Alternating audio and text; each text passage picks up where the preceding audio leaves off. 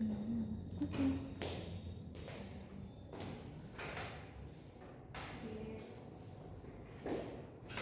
Ya, assalamualaikum. Selamat siang, teman-teman. Siang, Kak. Oke. Hari ini kita akan belajar fisika ya. Sebelum kita memulai pembelajaran hari ini, mari kita berdoa di dalam hati sesuai dengan kepercayaannya masing-masing. Berdoa mulai. Berdoa selesai. Sebelum kita memulai pembelajaran hari ini, saya akan memberikan beberapa kesepakatan kelas dulu ya. Yang pertama, teman-teman boleh minum tetapi tidak boleh makan. Yang kedua, teman-teman dikasih waktu untuk mencatat. Jadi nanti setiap materinya ada jeda 5 menit di mana teman-teman sambil mencatatnya, karena saya tidak mau teman-teman itu hanya memotret saja. Biasanya kalau memotret itu nantinya teman-teman mengabaikannya gitu. Jadi saya mau teman-teman itu menyiapkan alat tulis, kemudian nanti dalam setiap babnya saya atau setiap materinya nanti saya kasih waktu 5 menit untuk mencatatnya seperti itu. Oke, untuk kesepakatan kelas hari ini sepakat? Sepakat, Kak. Oke, kalau sepakat kita mulai ya. Izin absen dulu ya.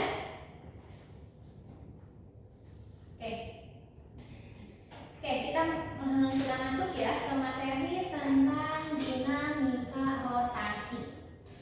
Mungkin di sini ada kata yang tidak asing bagi kita, yaitu ada kata rotasi. Apa yang kamu ketahui tentang rotasi? Benda yang berputar. Oke, benda yang berputar, betul. Jadi di dalam dinamika rotasi ini kita akan belajar mengenai ilmu yang mempelajari penyebab benda tersebut itu bisa berputar pada porosnya. Oke, pada hari ini perkenalkan saya Sofia Tunisa. Di sini saya akan membahas mengenai dinamika rotasi, yang mana kita akan belajar mengenai torsi atau momen gaya dengan lambangnya itu tau, kemudian ada momen inersia yaitu I, momentum sudut yang dilambangkan dengan R, dan juga hubungan antara gerak translasi dan gerak rotasi. Oke, tadi karena kita akan belajar mengenai dinamika rotasi, yang pertama akan kita bahas yaitu ada torsi. Oke, yang A itu ada torsi. Oke, sebelum kita masuk ke torsi, saya mau tanya, mungkin teman-teman gak asing ya dengan cara membuka atau menutup pintu.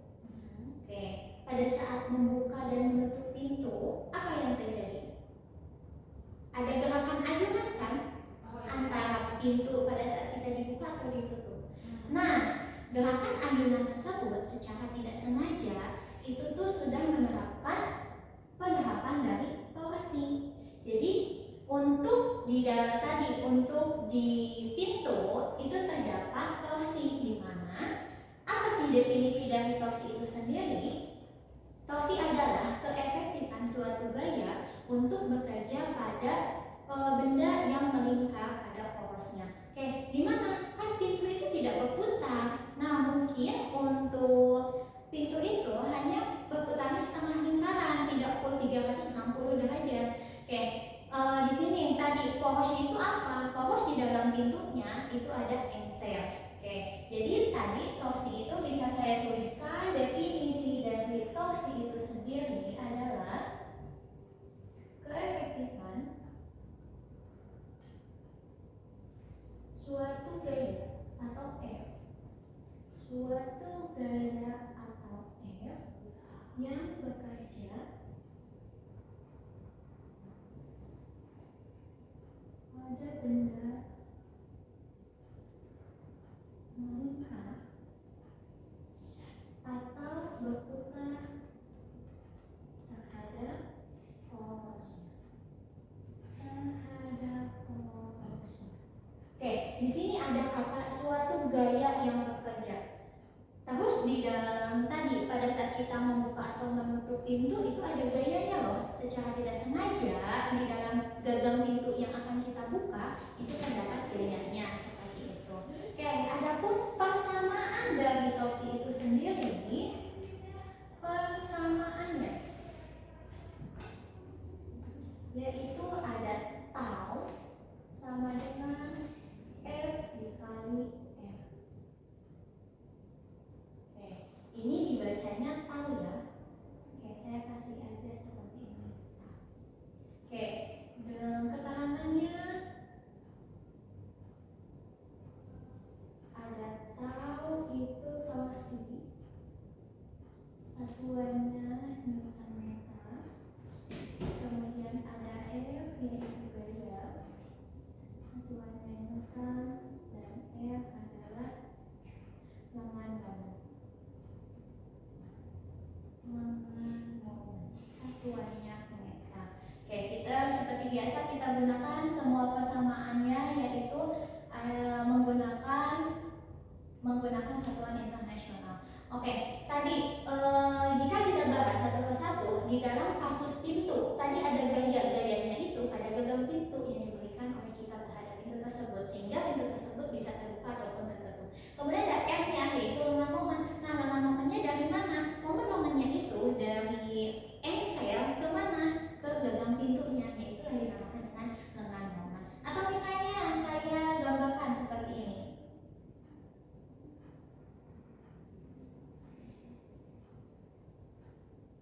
Oke, di sini ada porosnya.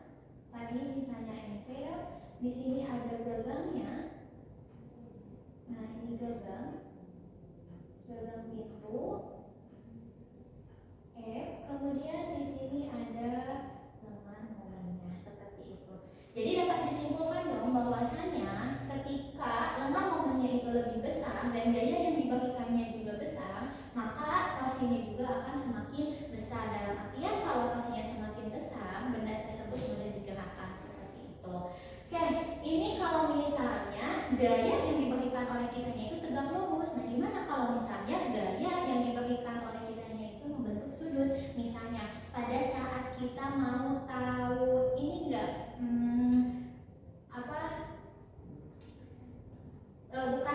kunci Inggris. Nah, kunci Inggris kan itu buat membuka baut. Nah, pada saat kita membuka baut di kunci Inggris itu gayanya tidak tegak lurus tetapi membentuk sudut. Oke, kalau boleh saya gambarkan seperti ini. Ini ada kunci Inggris misalnya. Oke, ini ada porosnya.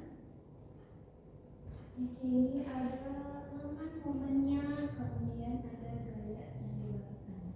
Oke, karena di sini membentuk sudut, maka persamaannya menjadi tau sama dengan F sin theta dikali R.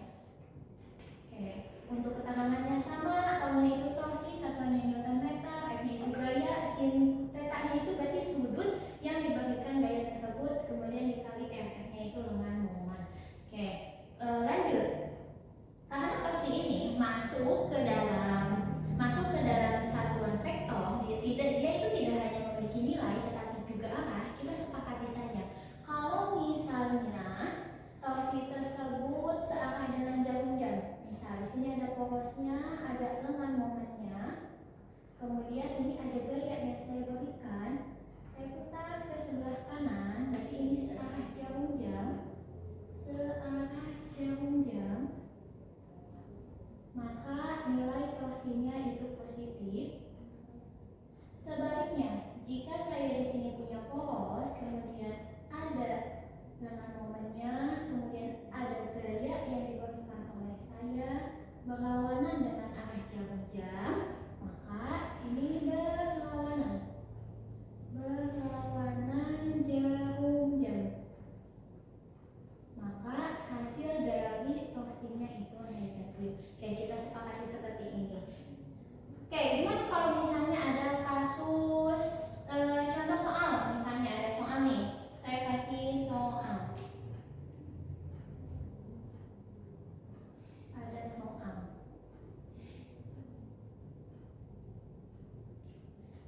Ada sebuah benda. Kemudian benda tersebut itu ada porosnya di B,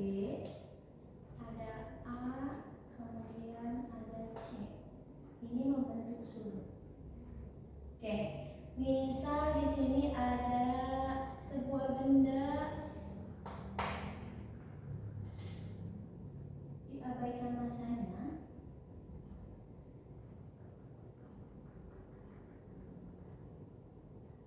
Dibagi gaya.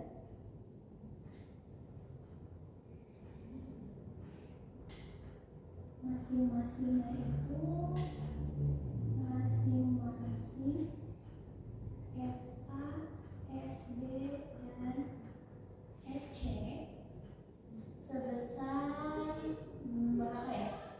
Oke, ada 100 Newton, 50 Newton, dan 40 Newton misalnya. Oke, sudut yang membentuknya, sudut yang membentuknya itu ada 30 derajat. Pos dari benda tersebut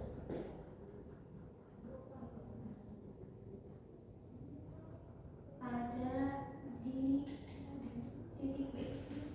Ada di titik B.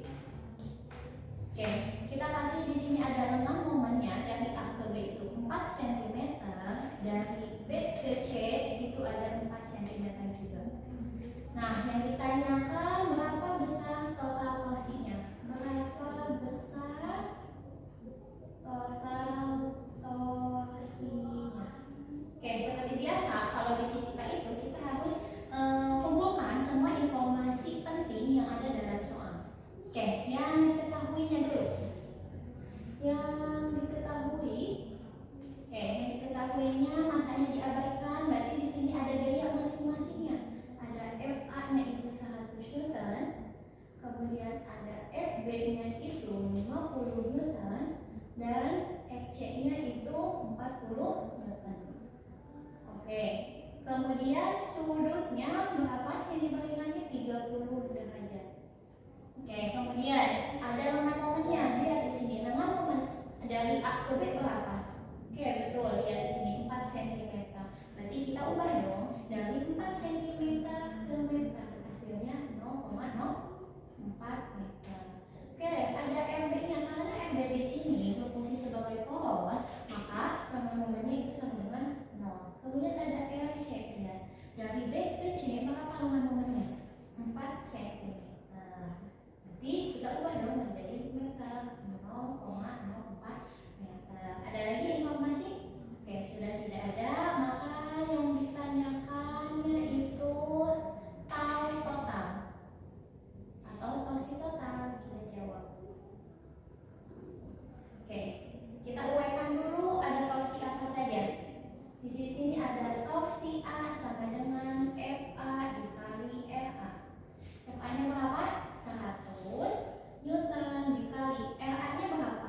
0,04 meter. Hasilnya dua angka belakang koma boleh coret-coret jadi sisa 4. Kemudian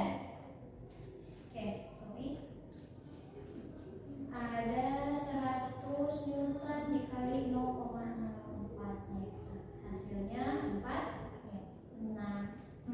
Newton meter. Oke, ini ada dua angka belakang.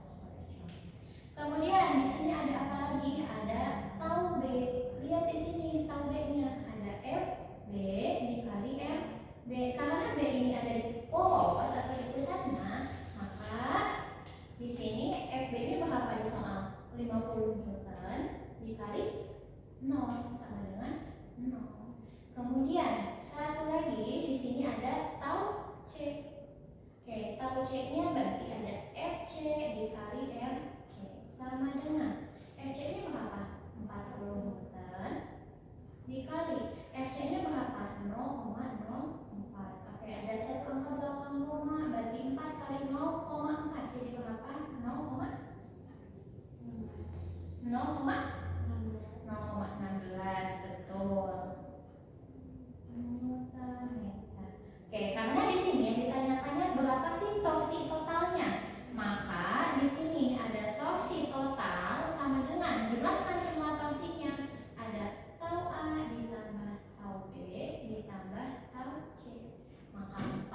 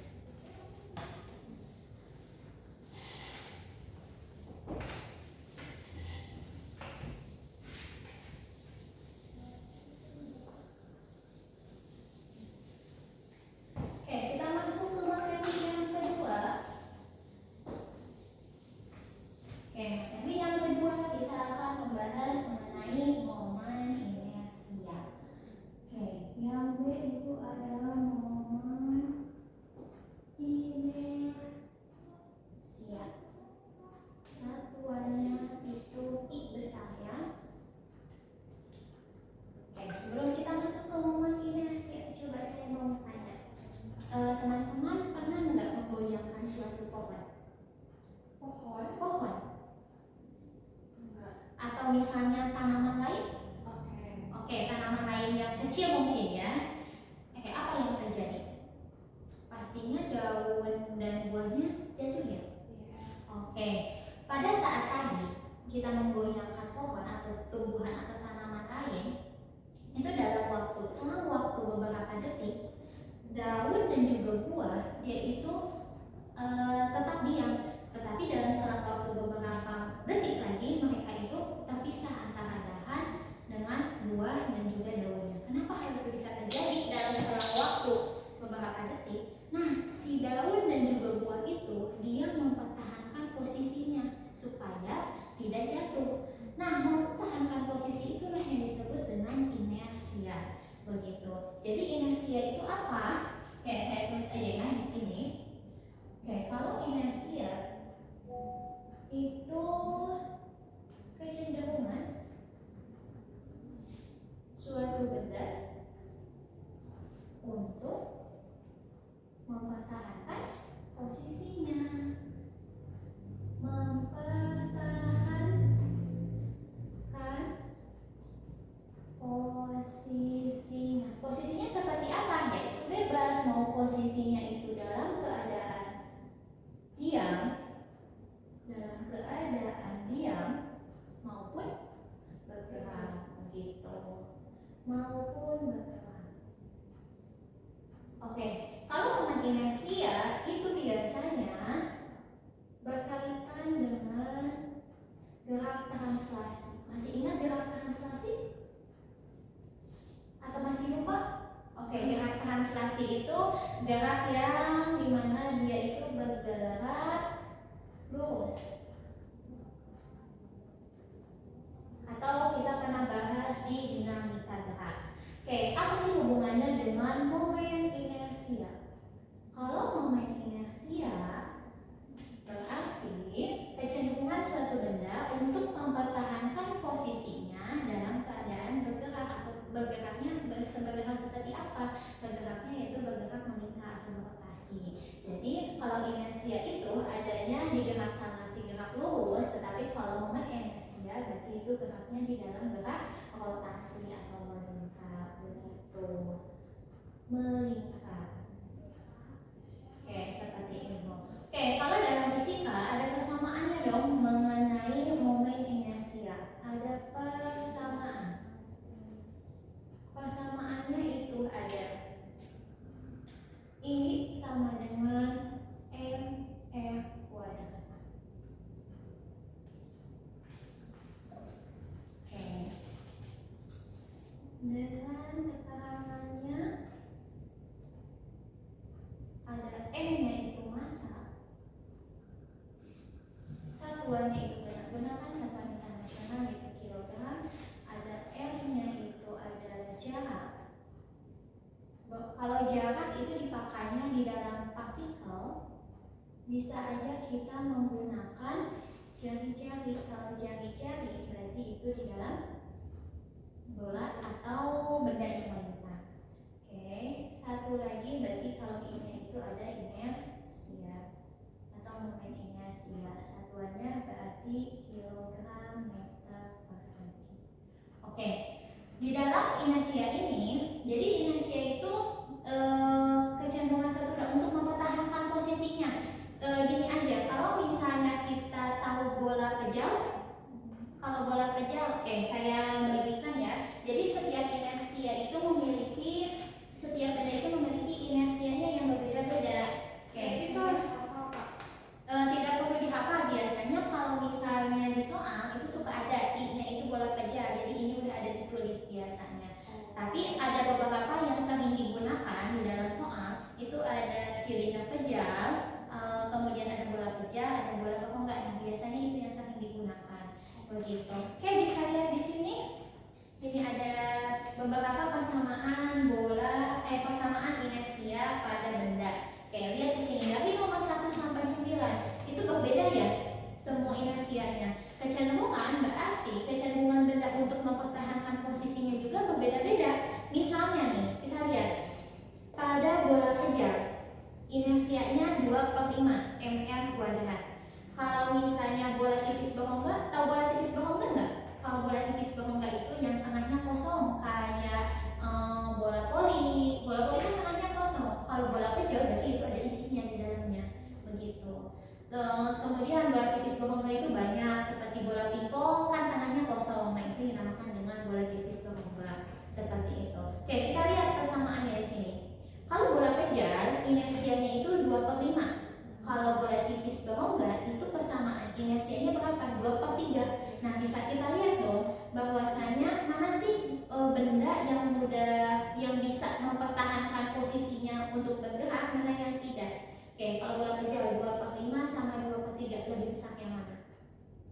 Lebih besar yang 2/3.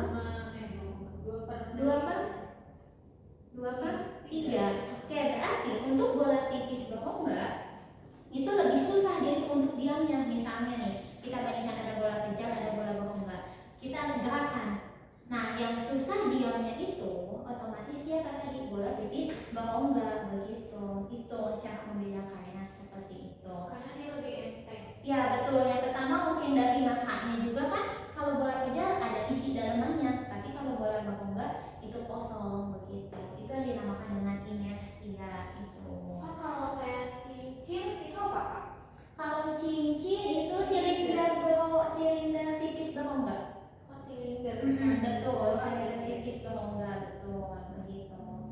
Tapi tenang aja kan, biasanya kalau di soal itu paling silinder kejar yang sering munculnya itu bola kejar gitu. Kemudian kalau misalnya tidak ada juga ada di soalnya itu udah titik-titik yang ditanyakan itu dibuka kemungkinan berapa inersia bola kejar misalnya seperti itu. Oke, kita lanjut ke contoh soalnya ya. Oke, ada soalnya.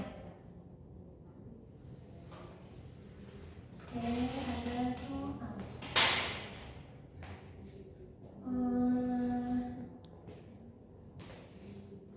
Sebuah bola kecil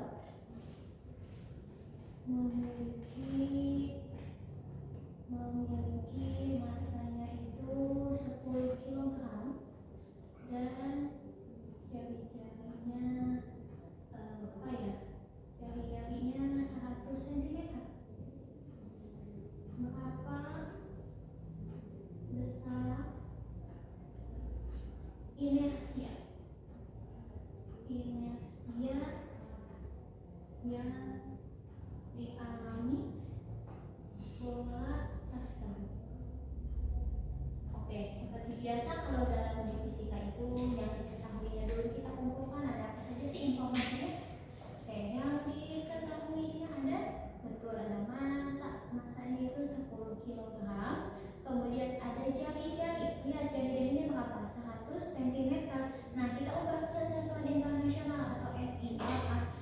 1 meter. Kemudian ada apa lagi? Sudah? Oke, yang ditanyakan yaitu inersianya. Jawab.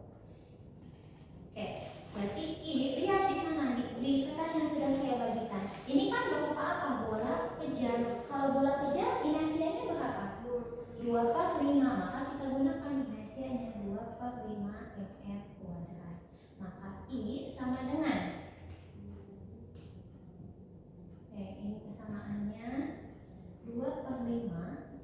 M-nya itu 10 kali M-nya itu 1 dikuadratkan. Ada yang bisa dicoret? Oke, coret 22 kali 2 4 kali 1 I sama dengan 4 kg meter persegi. Sudah sampai sini. Ini untuk contoh soal dari momen inersia.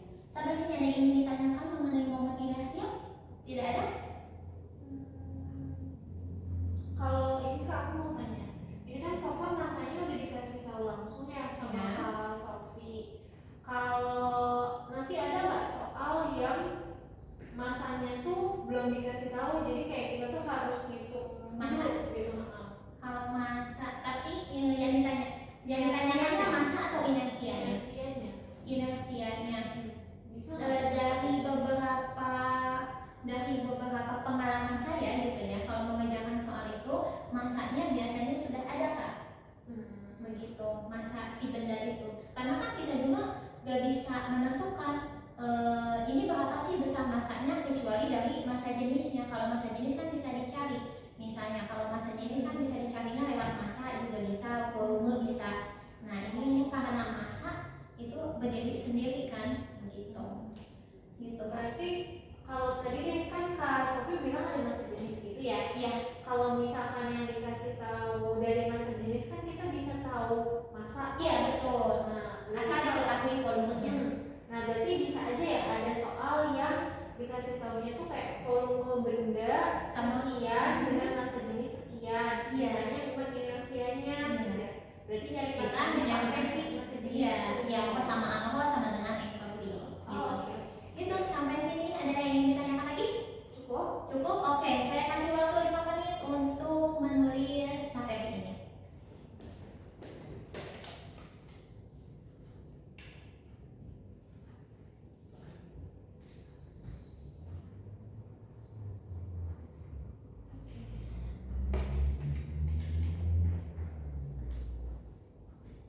Oke, sudah?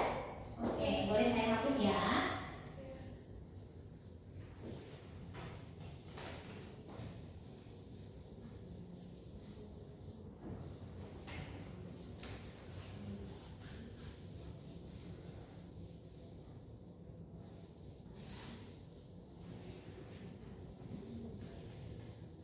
Oke, selanjutnya kita bahas materi mengenai momentum sudut. Sudut dengan satuannya L kapital.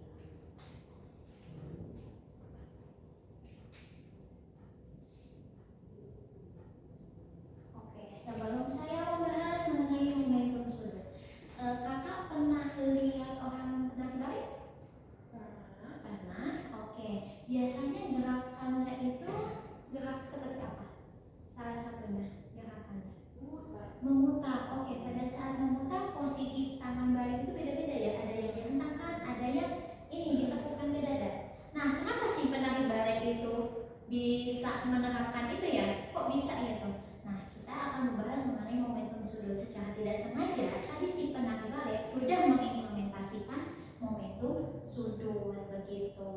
Oke, jadi momentum sudut itu apa? Jika didefinisikan dalam bahasa atau kalimat, momentum sudut itu kecenderungan bola tersebut berputar seberapa lama benda itu berputar gitu.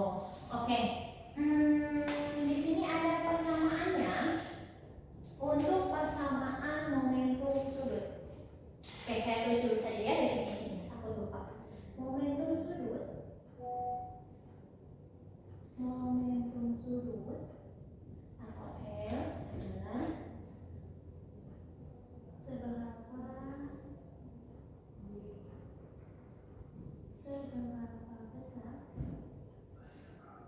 kecenderungan benda itu berotasi atau berputar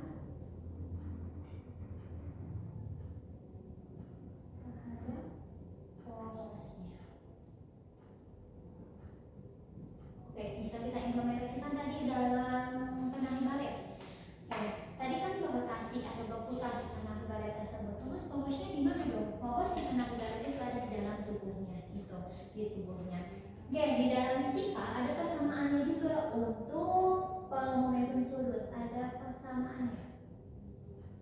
Oke, persamaannya itu ada L sama dengan I dikali omega. Oke, ini ada hubungannya dengan tadi, dengan apa? Dengan momentum sudut. Dengan momen inersia atau ini. Oke, ini dibacanya bukan W ya, tapi omega. Beda. Kalau W di dalam fisika itu namanya usaha, tapi kalau omega itu kecepatan sudutnya. Oke, kita kasih keterangan dulu. Ada L-nya itu momentum sudut. Kemudian ada I-nya itu inersia kilogram meter persegi. Kemudian ada omega.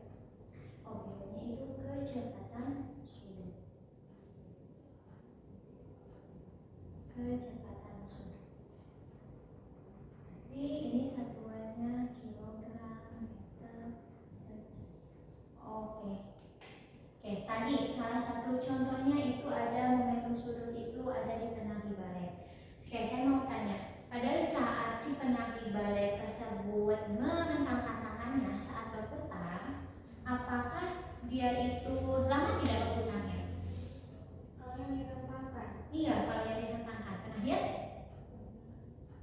Bandingkan dengan yang ditekukan tangannya.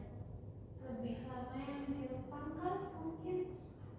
Oke, terima kasih atas jawabannya ya. Oke, di sini pada saat tadi si penari balet pada saat menghentakkan tangannya, dia itu memiliki kecepatan sudutnya berkurang, tetapi inersianya itu besar atau bertambah. Jadi lebih besar inersia dibandingkan kecepatan sudutnya. Kemudian pada saat ditekukan tangannya ke dada, dia memiliki kecepatan sudutnya yang besar. Kemudian inersianya itu lebih kecil, sebaliknya begitu.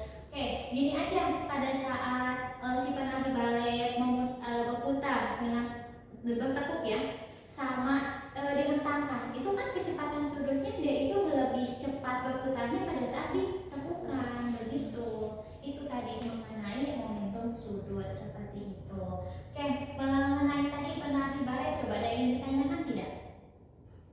Saya rasa tidak ya, jelas ya. Oke, kalau jelas kita masuk ke soal.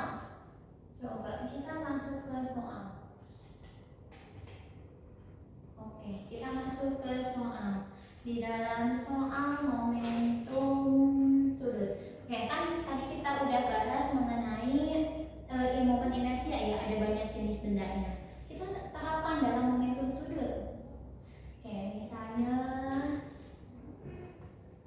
sebuah bola tipis, berongga, bola tipis berongga memiliki masanya berapa ya untuk bola tipis berongga? 30 aja, 30 kg dengan jari-jarinya itu misalnya ada 30 cm, bergerak dengan kecepatan sudutnya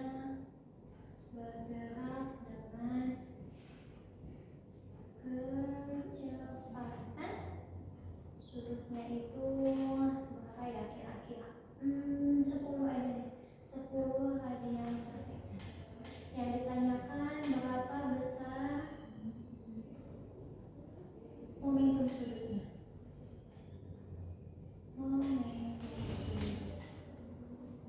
Oke, lihat di sini. Yang ditanyakan apakah di soal ini ada tentang inersianya tidak? Misalnya langsung diketahui inersianya tidak ada ya. Oke, caranya seperti biasa kita lihat lagi kertasnya sudah saya bagikan. Ada inersia, kalau ini inersia punya siapa? Bola tipis berongga kan? Oke, kita tulis dulu nih inersia bola tipis berongga. Berapa sih bola besar tipis berongga itu? Ini 2/3 mr kuadrat. Oke, kemudian di sini ada masanya. Berarti ada M-nya itu 30 kg. Harus diubah nggak 30 kg ini ke satuan lain? Nggak usah, karena itu sudah satuan internasional. Kemudian ada F-nya jari-jari. Jari-jarinya berapa? 30 cm. Kita harus mengubahnya ke mana? Ke meter. Dari cm ke meter berapa? Naik 2. Berarti 30 dibagi 100 berapa tuh? 0,3. Oke, ada lagi nggak di sini? Ada yang dinamakan dengan kecepatan sudut atau omega. Berapa tuh besar omeganya? 10 radian per second. Oke, yang ditanyakannya apa di sini? Besar momentum sudutnya, berarti ada L. Oke, kita jawab. Ada L sama dengan I kali omega. Oke, kita ubah persamaan I-nya itu menjadi apa? I-nya itu tadi 2/3 mr kuadrat. Maka L sama dengan 2/3 kali 30. M itu jadinya 0,3. Kemudian ini ada omeganya. Omeganya ada 10. Maka L sama dengan, ada yang bisa dicoret? Bisa, ini 10 jadi 20 kali 0,09 dikali 10. Oke, 20 kali 10 dulu. 200 kali 0,09. Maka L ada 2 ke belakang koma, 2 kali 9 jadi 18 kg. kilogram meter persegi second gitu. Oke, mengenai momentum sudut, ada yang ingin ditanyakan tidak? Cukup untuk momentum sudut seperti biasa ya. Kalau misalnya di dalam momentum sudutnya itu yang ditanyakannya itu bola pejam, berarti ini kita ubah dong menjadi persamaan ini itu bola pejam. Itu tergantung soal yang akan ditanyakan begitu. Kemudian di sini juga satu lagi ada yang dinamakan dengan pupuk kekekalan. Kekekalan momentum sudut. Momentum sudut. Oke. Berarti seperti biasa di dalam gerak translasi juga mungkin kita tidak asing dengan ada yang dinamakan dengan pupuk kekekalan momentum, ada pupuk kekekalan energi. Nah, di dalam pupuk kekekalan momentum sudut juga ada. Misalnya tadi pada saat penahi balet ya. Kan tadi posisi penahi balet itu tetap dia, tapi kecepatan sudutnya berubah-ubah. Ada yang pada saat dia menepuk tangannya, ada saat menghentangkan tangannya. Maka persamaannya menjadi L1 sama dengan L2. Berarti ada momentum sudut posisi pertama sama dengan momentum sudut kedua. Oke, tinggal ubah aja L-nya. Berarti L-nya di sini ada I1 kali omega 1 sama dengan I2 dikali omega 2. Begitu. Biasanya di soal itu yang ditanyakannya itu antara salah satu ini aja, antara inersia 1, inersia 2, atau omega 1 maupun omega 2 seperti itu. Oke, sampai sini tentang momentum sudut ada yang ingin ditanyakan? Cukup jelas? Berarti kalau hukum kekekalan itu so far bakal cuma 2 posisi aja Kak?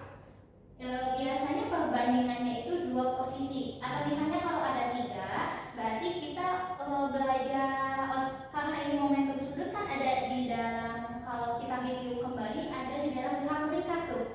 Nah, di dalam gerak melingkar misalnya ada roda-roda itu ada 3 posisi roda tuh. Nah, kita selesaikan dulu satu persatu. Misalnya perbandingan gerak ke 1 ke 2, nah nanti 2 ke 3 begitu. Terus nanti hasilnya dibandingin lagi atau enggak? Enggak usah. Kalau misalnya yang ditanyakannya itu momentum sudut yang ketiga, misalnya omega ketiga, tapi kita nggak tahu nih omega keduanya berapa. Oh, berarti kita cari dulu nih L1 sama dengan L2, baru nanti L2-nya sama dengan L3. Kalau ada 3 kondisi yang ditanyanya L3, bisa nggak langsung L1 sama L3 tanpa melewati L2? Tanpa melewati L2. Gimana konteks soalnya? Kayak tadi kan si penahi balet dia itu cuma ada dalam keadaan 2 posisi kan, menghentangkan tangan sama menepukkan tangannya. Itu hanya dua apa ya? Atau misalnya mau ditambah ini jadi 3, misalnya kalau ke atas kan ada ya yang ke atas. Nah, berarti boleh saja kalau itu satu badan, satu pos, ya udah bisa aja kita melewati L2 gitu. Berarti gimana soal ya Kak? Betul, tergantung soalnya. Oke, sampai sini coba ada yang ingin ditanyakan tentang momentum sudut? Aman? Oke, kalau aman silakan tulis dulu. Biasa saya kasih waktu 5 menit untuk menulisnya.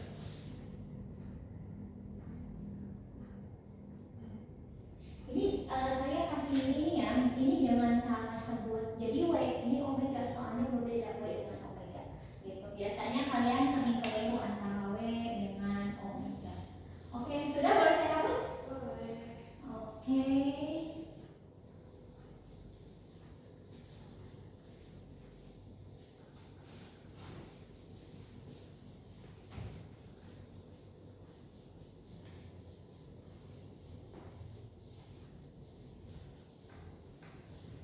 Oke, dan terakhir kita akan membahas mengenai hubungan antara gerak translasi dan gerak rotasi. Oke, ini materi yang terakhir itu akan sedikit agak panjang ya dari sebelum-sebelumnya. Oke, kita tulis dulu. Yang keempat ada hubungan antara gerak translasi dan gerak rotasi.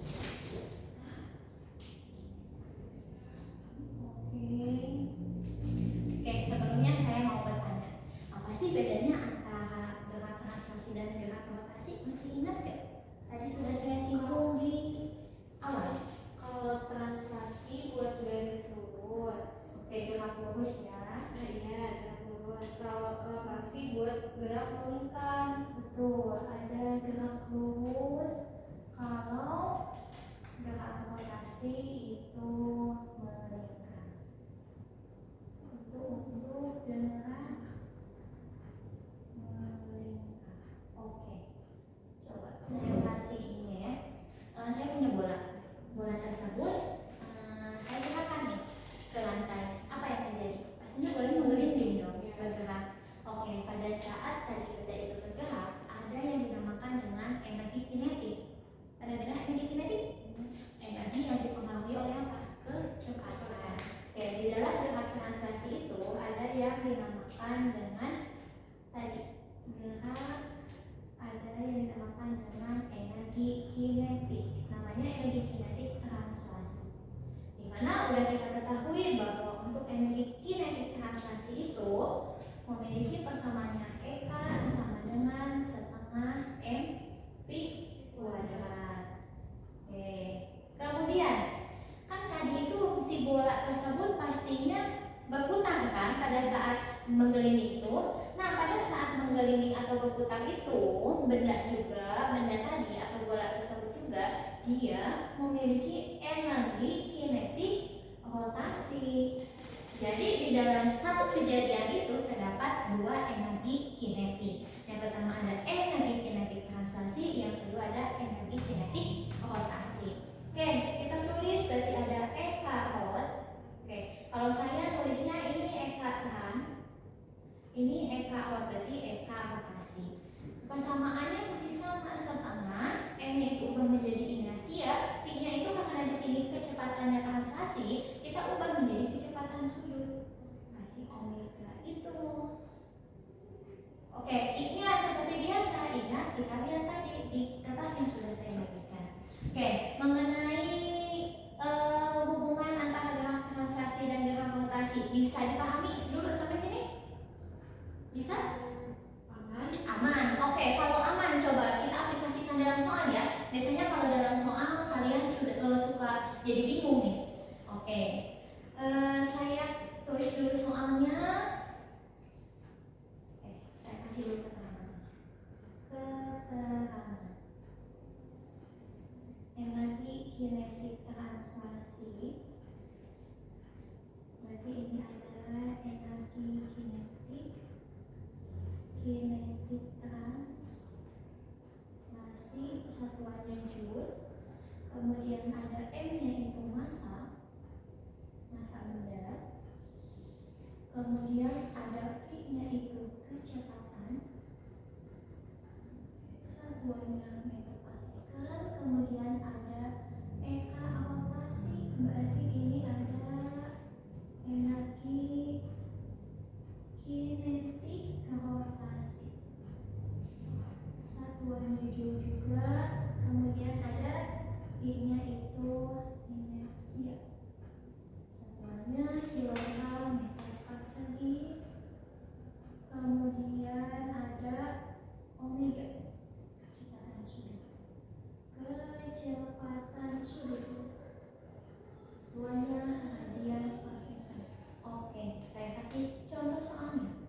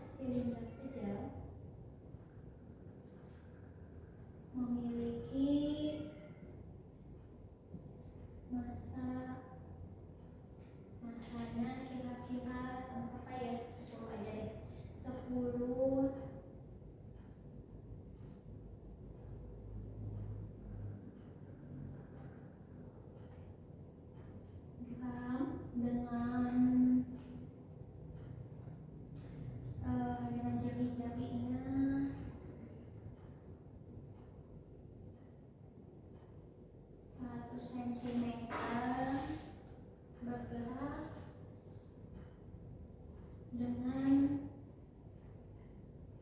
kecepatan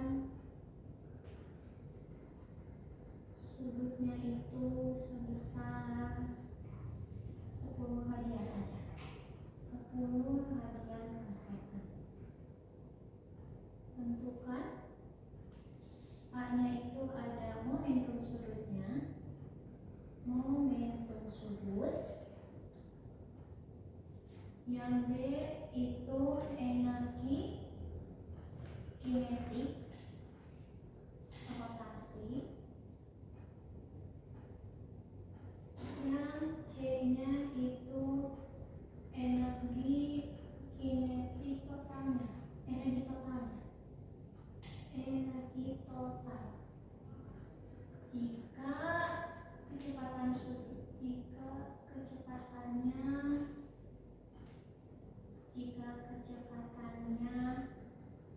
berapa ya? 5 meter per second. Oke. Oke, di sini ada satu soal, bukan satu soal sih, ada satu cerita, tetapi ada 3 soal ya, seperti biasa, karena fisika itu biasanya identik dengan soal beranak katanya, malah sampai yang mencucu. Oke, kita masuk di sini seperti biasa kita kumpulkan ada informasi apa saja. Yang pertama ada masanya. Masanya berapa di sini? 10.000 gram. Kita ubah ke kilogram. Jadi berapa? 10. Jangan terkecoh ya, nanti di soal ini banyak banget nolnya. Padahal itu hanya 10 kilogram. Kemudian di sini ada jari-jarinya. Lihat jari-jarinya di sini berapa? 100 cm. Kita ubah ke mana? Ke meter. Jadi berapa tuh? 1 saja karena naik 2 kan. Kemudian ada kecepatan sudutnya. Kecepatan sudutnya itu 10 radian per second. Kemudian ada apa lagi? Kita baca sampai bawah.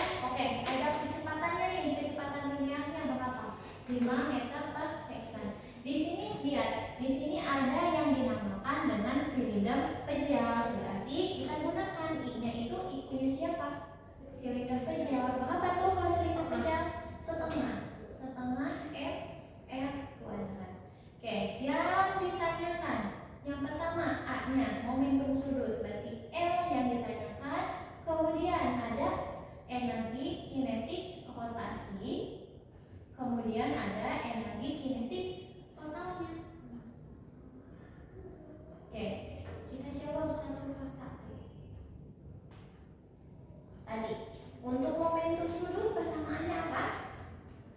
L sama dengan I dikali omega dikali omega. Oke. L sama dengan I-nya berapa? Kita gunakan setengah mr kuadrat dikali omega. Maka L sama dengan setengah kali M-nya 10 kali 1 dikuadratkan dikali omeganya 10. Ada yang bisa dicoret? Bisa. Ini 5 kali 10 50 kilogram meter persegi per second. Oke, ini untuk momentum sudut. Sampai sini paham? Aman. Oke, kita lanjut ya ke energi kinetik total. Yang B itu ada energi kinetik total. Tadi aku urus energi kinetik total itu apa? Energi kinetik total, energi kinetik rotasi. Berarti kita gunakan setengah. Oke, berarti ada EK sama dengan I dikali omega kuadrat. Oke. Oke, I-nya kita ubah dong. EK rot. Berarti di sini ada EK rot sama dengan setengah. Oh iya, maaf, setengahnya terlewat. Makasih atas koreksinya. Oke, kita perbaiki persamaannya. Ada EK rot sama dengan setengah I dikali omega kuadrat. Oke, maka EK rotnya sama dengan setengah dikali I-nya gunakan inersial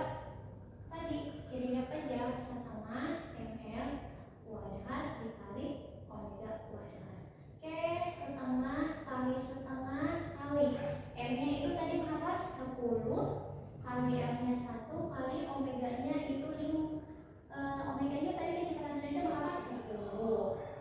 Oke, 10 kuadrat. Maka di sini ada yang bisa dicoret 5, berarti 1/2 kali 5 kali 100. Oke. 100 bagi 2 berapa? 50. Berarti 5 dikali 50 sama dengan 250 Joule. Oke, sampai sini aman? Oke, kita lanjut energi kinetik total. Kalau energi total berarti di sini itu ada energi kinetik translasi dan juga energi kinetik rotasi. Berarti si benda tersebut kita gerakan pada saat dia bergerak dalam keadaan gerak translasi dan juga berrotasi seperti itu. Oke, untuk gerak energi kinetik rotasinya sudah ada ya di sini. Tinggal kita cari energi kinetik translasinya. Oke, berarti di sini ada energi kinetik, ada energi kinetik translasi sama dengan setengah mv kuadrat. Oke, berarti di sini sama dengan setengah kali masanya 10, v-nya berapa kecepatannya 5 v kuadrat. 10 bagi 2 5 kali 5 25. Oke, 5 kali 25 berapa? 125 Joule. Oke, tinggal kita akhir. Yang ditanyakannya itu katanya energi kinetik totalnya berapa tuh? Berarti ada energi kinetik total sama dengan energi kinetik rotasi ditambah energi kinetik translasi. Oke, kita masukkan hasilnya tadi udah kita cari. Energi kinetik rotasinya berapa? 250 ditambah 125 Joule. Berapa tuh hasilnya? 375 Joule. Nah, ini yang besar dari energi kinetik total yang dialami silinder pecah. Oke, sampai sini. Ada yang ingin ditanyakan mengenai gerak translasi dan gerak rotasi? Oke, kalau gerak translasi itu mungkin kita udah bahas di ini ya, kinematika, tentang kinematika. Nah, ini berarti kita akan ditambah lagi dengan gerak rotasinya. Oke, kalau aman, mungkin saya kasih waktu 5 menit untuk menulis materi hubungan antara gerak translasi dan gerak rotasi. Oke.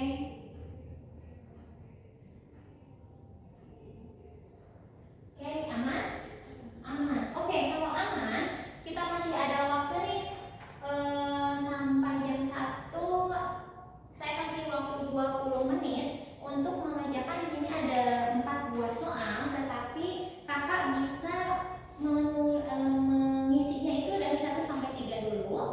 Ada tentang hukum kekekalan momentum, ada materi tentang ini hubungan antara gerak translasi rotasi, dan juga ada di sini ada tadi ada momentum sudut. Oke, boleh dikerjakan. Saya kasih waktu 15 menit, cukup ya? Oke, cukup. Oke.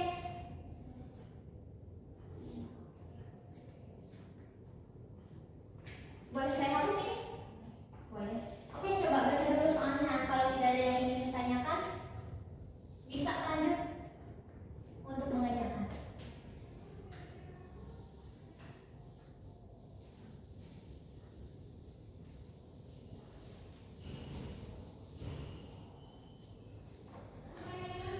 Oke, aman?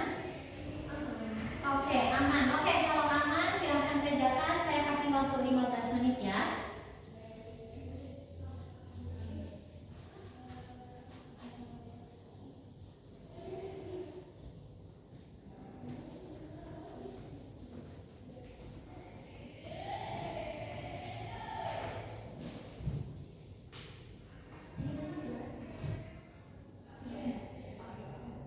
Oke, mungkin sekian ya pertemuan hari ini. Hari ini kita sudah belajar mengenai torsi atau momen gaya dengan namanya itu tahu, kemudian ada momen inersia, momentum sudut, dan hubungan antara gerak translasi dan gerak rotasi. Untuk pertemuan selanjutnya kita akan membahas mengenai hukum dua Newton pada dokumentasi begitu. Oke, kalau tidak ada terima kasih. Kalau tidak ada yang ditanyakan, terima kasih sudah hadir pada pertemuan ini. Saya minta maaf jika selama tadi pembelajaran kurang maksimal dalam menyampaikan materinya. Semoga rasa ketidakpuasan kalian untuk mencari tahu itu masih lebih besar ya, supaya kalian